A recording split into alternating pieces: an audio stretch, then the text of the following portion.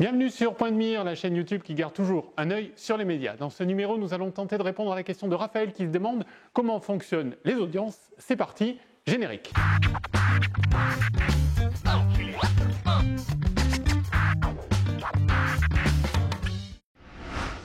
Les audiences sont gérées en France par Médiamétrie. 5000 foyers français, soit 11 400 individus bénévoles, sont équipés d'un audimètre. Ils sont représentatifs des caractéristiques socio-démographiques des ménages français. Mon nom est Yance. Yance. Ouais bon, ça marchait mieux avec Odd, mais franchement, est-ce que j'ai un physique à m'appeler Odd? L'audimètre enregistre en permanence la mise en marche ou l'arrêt du téléviseur, ainsi que l'écoute des différentes chaînes. Chaque membre du foyer a sa touche individuelle qu'il enclenche pour signaler sa présence dans la pièce. Bien évidemment, si le panéliste reste moins de 10 secondes devant une chaîne, son zapping n'est pas comptabilisé. Et puis il existe aussi le système du watermarking. Ouais, je suis trop bon en accent. Dans ce cas, l'audimètre reconnaît automatiquement la chaîne regardée, car chaque chaîne dispose d'une signature sonore émise par sa régie, mais totalement inaudible pour l'être humain. Chaque soir, les chiffres remontent chez Médiamétrie, qui les collecte et les multiplie un petit peu comme un sondage. C'est comme cela que chaque matin, à 9h, ces chiffres d'audience sont donc communiqués pour les chaînes qui ont souscrit au Mediamat quotidien, ce qui leur coûte environ 1,5 million d'euros par an. Les petites chaînes, elles, se contentent d'un Mediamat thématique mensuel.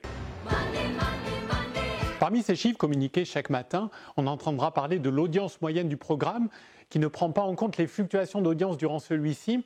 On verra que les chaînes peuvent s'arranger pour améliorer ces chiffres. On parle aussi de la part de marché ou part d'audience, PDM, qui ne veut pas dire point de mire, ou PDA.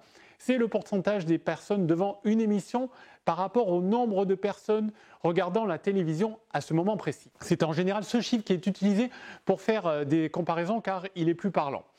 Tous ces chiffres sont découpés en fonction de la catégorie socio-professionnelle et l'âge des téléspectateurs, ce qui permet de connaître la cible de l'émission et bien évidemment de séduire les annonceurs.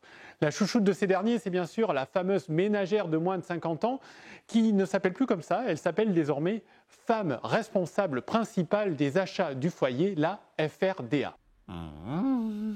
Depuis 2014, Médiamétrie prend en compte les chiffres d'audience en replay qui représentent 9,5% de l'audience globale. C'est ce qu'on appelle l'audience J+7. Médiamétrie évolue aussi pour prendre en compte la consommation télé hors domicile. Pour ce faire, l'entreprise a développé un petit boîtier porté par le panéliste et qui enregistre tous les contacts TV du porteur. C'est ce qu'on appelle l'audience 4 écrans.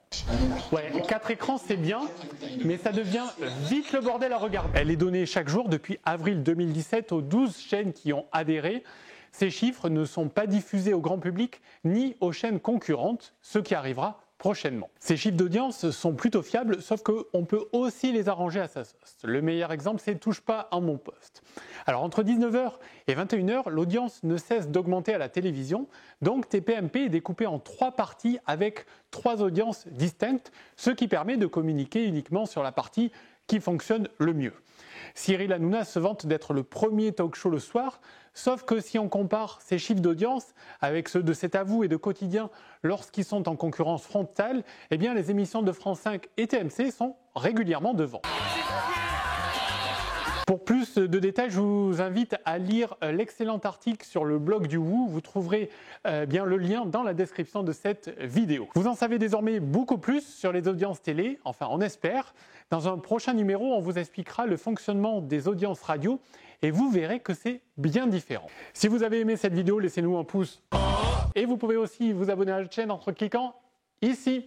N'hésitez pas aussi à nous poser vos questions et à nous suivre sur les réseaux sociaux car pour vous, nous continuons toujours à garder un œil sur les médias.